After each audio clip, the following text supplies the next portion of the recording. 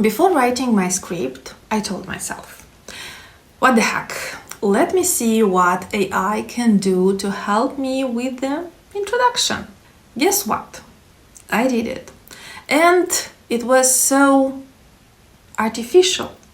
It appears I should address you as grammar enthusiasts and invite you to dive into the world of commas. Somehow AI decided that I want to focus on punctuation when I mentioned grammar in my prompt. It was interesting to see how AI generates perfect grammar though. Indeed, it is so polished, so exquisite in its invitation to join the journey in which grammar becomes not just a subject, but an adventure that your gut feeling would tell you to run away and never look back. I'd like to come back to this AI adventure of mine at the end of the video and see why its perfection can actually create a nauseating effect in normal people. But let's get real. Have you ever thought of grammar as an adventure? Try to think of the first reaction you'd have on hearing the topic is related to grammar. From experience, the natural reaction is the one you'd see in "not again" memes. There is a perfectly logical explanation to this. David Crystal doesn't see its adventurous side, but he definitely wants us to get to know its glamorous side.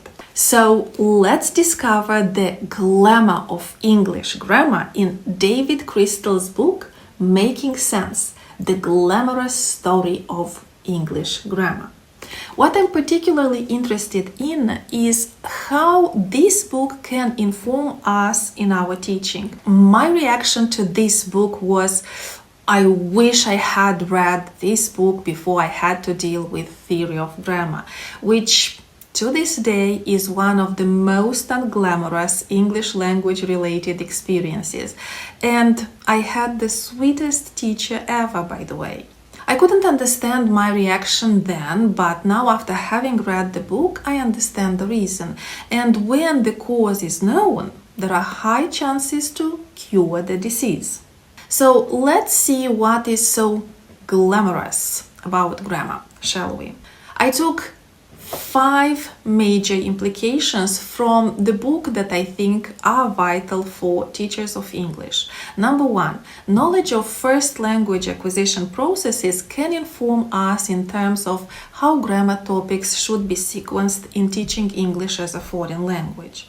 Number 2, grammar can be best learned when grammar activities take students into their own daily world.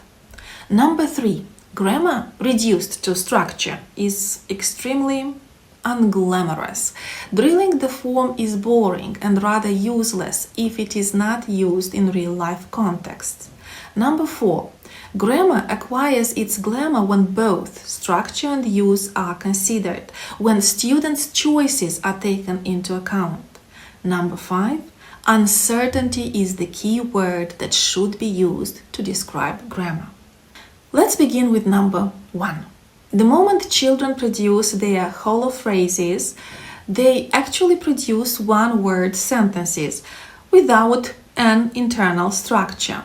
In the period between 18 months old and 2 years old, children enter the 2-word stage. So a child might be heard saying car, gun. Around age 2, children develop the ability to connect specific observations with broader situations.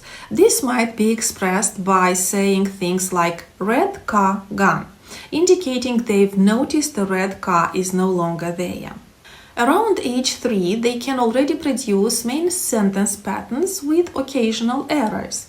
By the end of 3 years old, they get to know how to connect sentences with the help of the magical conjunction "and." So when they are 4, they become the notorious storytellers. They are indeed able to tell stories of considerable complexity. Around the age of 5, they diversify their repertoire of connectors, so they add to their "and" and "cause", however, moreover, unfortunately, nevertheless, and as a matter of fact.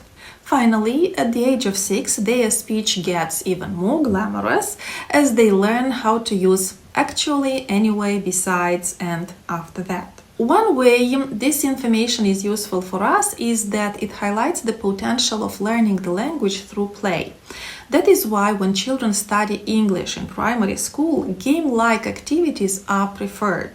All this can help us when determining the sequence of grammar topics that should be taught to learners of English regardless of their age. By the way, nouns seem to rule the roost in language acquisition. According to Crystal, this is because it's easier to grasp what nouns are. Concrete objects such as doll, mommy, and cat. Actions are less easy to perceive. Go, have, do. Even the more perceptible actions aren't as easy to identify as we might think. I can draw doll or dog easily enough, but it isn't easy to draw running or eating. Second come adjectives, adverbs, and prepositions. They are followed by determiners and pronouns. Finally, conjunctions come last. So we can state that language acquisition theory can inform us in the right direction when deciding what to focus on at the first lesson of English with beginner students. Let's get now to the second main implication, which emphasizes the importance of teaching grammar through real-life activities. Let's imagine we have to deal with adjectives, particularly the degrees of comparison. Now, what would you say to this exercise? For each adjective below, write its comparative and superlative forms. And we have the list of adjectives: good, funny, beautiful, difficult, expensive. Now, this activity drills the form, but it doesn't help students in terms of use. The activity is decontextualized, and as a rule, students tend to mechanically write the answers, not putting much thought into it. What happens is that they do not connect the use of degrees of comparison with real life, so it cannot result in deep learning. The forms may not even get the chance to be safely stored in the long-term memory, as students don't know how to use them in real-life situations.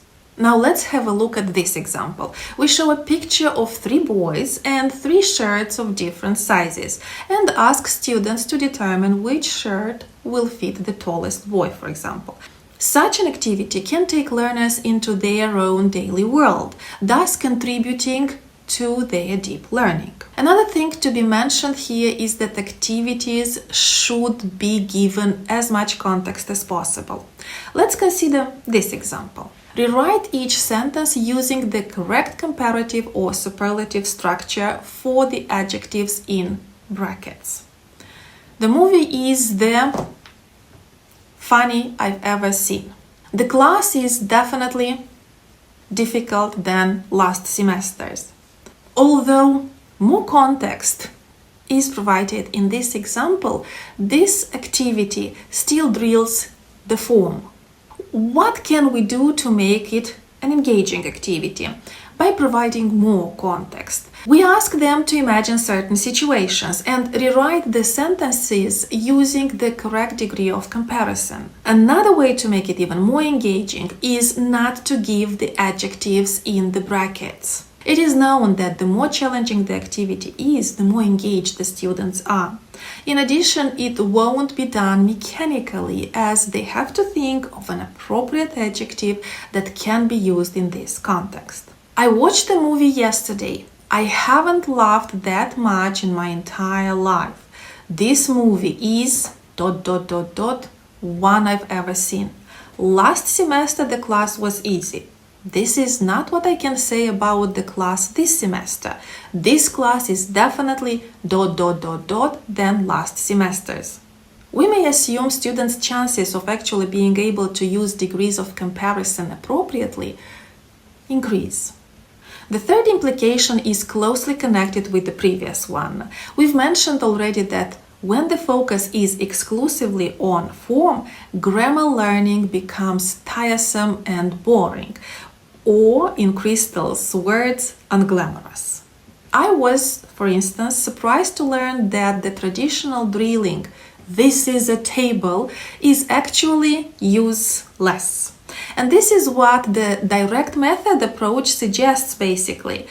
In reality, nobody uses such a pattern in real life. It's basically impossible to think of a context in which someone would tell another person this is a table. The implication is that the first person does not trust the mental abilities of their interlocutor, who isn't able to see for themselves that the object is a table. However, the pattern can be easily turned into the one connected with reality. What we could do is to add an adjective. So Crystal says to add an adjective, and suddenly all kinds of real-life situations come to mind. This is a well-made table. This is a genuine Venetian table. We need some adjectives to make the sentences come alive. Let's get to my fourth implication.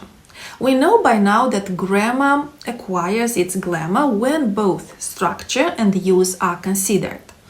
There's something else to be added, and namely to take into account students' choices. So we got to testing. Now we can include the following example in a test. Complete the following sentence. The sun shone ... in the sky. What happened was that a student completed the sentence with the adverb dutifully. Guess if the answer was marked as right or wrong. The teacher marked it as wrong and was very upset about it, publicizing it online. When I was reading about this in the book, immediately one's viral picture popped into my mind. I've seen it being shared on some educators' social media walls. So imagine, a large book stands in the center of the image. On one side of the book, a line of young men with different facial hairstyles and colorful clothing wait to enter, some were even smoking. On the other side, a line of young men, all identical, exit the book wearing gray suits and carrying briefcases. What shocked me, the readiness and ease with which some teachers believe that is what education is about. Guys, but what about agency, individual choices, variety, creativity? I'm sorry, but all this and more cannot be reduced to the uniformity of wearing a gray suit and a briefcase. This is what thinking inside of a box is, whereas the primary purpose of education is not to teach students what to think, but how to think. We want them to acquire their own style, not to deprive them of their own voices. And when marking dutifully as wrong, the meta message the student receives is that thinking outside the box is wrong. Now, how can we make sure that this doesn't happen in our tests? Very easily.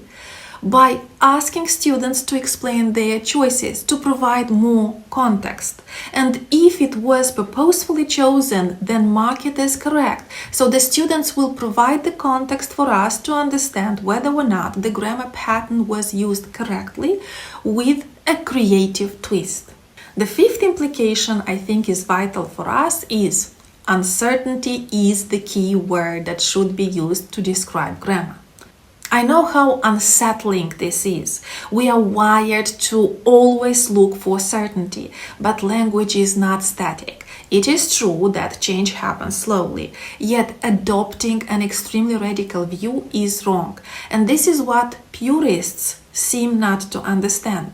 Grammar should not be taught from a prescriptive perspective.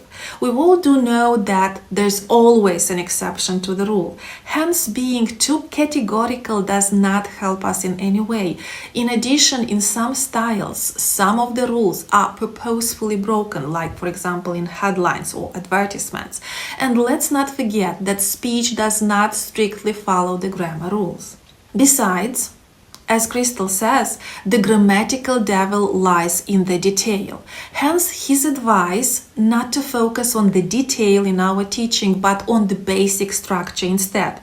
In his book, he proved that once the basic pattern is correct, everything else ensues.